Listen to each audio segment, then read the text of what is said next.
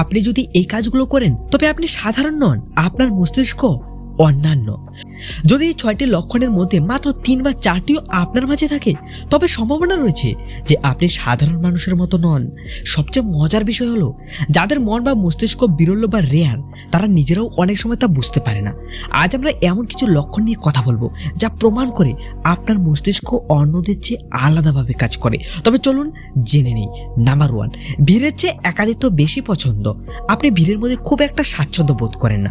মানুষের মাঝে বেশিক্ষণ থাকলে আপনি মানসিকভাবে ক্লান্ত হয়ে পড়েন, কিন্তু যখনই আপনি একা হন আপনার মস্তিষ্ক হঠাৎ সক্রিয় হয়ে ওঠে এবং ঠিক তখনই আপনার মাথায় সেরা আইডিয়াগুলো আসে। মনোবিজ্ঞান অনুসারে এমন মানুষেরা ভাষাভাষী নয়, বরং খুব গভীর থেকে চিন্তা করে। নাম্বার 2, গভীর চিন্তা। সাধারণ মানুষ যেখানে উত্তর পেয়ে গেলেই থেমে যায়, আপনি সেখান থেকেই শুরু করেন। আপনি শুধু কি হয়েছে তা দেখেন না, বরং কেন এবং কিভাবে হয়েছে সেটাও ভাবেন।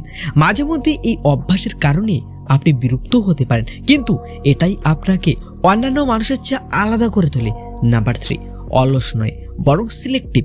মানুষ অনেক সময় আপনাকে অলস মনে করতে পারে কারণ আপনি যে কোনো কাজ তৎক্ষণাৎ শুরু করেন না, কিন্তু আসল সত্য হলো আপনি অন্ধভাবে কোনো কাজ করেন না। আপনি আগে চিন্তা করেন যে কাজটি আদৌ করা উচিত কিনা। নাম্বার 4, মানুষ চেনার ক্ষমতা। আপনি খুব দ্রুত মানুষকে বুঝে ফেলতে পারেন, কে ভণ্ড আর কে আসল তা আপনি অনুভব করতে পারেন। এই কারণেই আপনি সবার সাথে খুব সহজে মিশে যেতে পারেন না। নাম্বার 5, ভিন্ন ধর্মী আগ্রহ। সবাই যা পছন্দ করে আপনার তা পছন্দ নাও হতে পারে, অর্থাৎ আপনি হুজুকে বা ট্রেন্ডের পিছনে ছোটেন না, বরং নিজের কৌতূহল বা আগ্রহকে অনুসরণ করেন। নাম্বার 6, আবেগ নিয়ন্ত্রণ। আপনি প্রতিটি পরিস্থিতির সাথে প্রতিক্রিয়া দেখান না, আপনি আগে পরিস্থিতি পর্যবেক্ষণ করেন এবং তারপর সাড়া দেন। এই গুণটি আপনাকে মানসিকভাবে শক্তিশালী করে তোলে। যদি আপনি নিচের মধ্যে এই 6টির মধ্যে 3 থেকে 4টি লক্ষণ দেখতে পান তবে বুঝবেন আপনার মস্তিষ্ক অন্যান্য।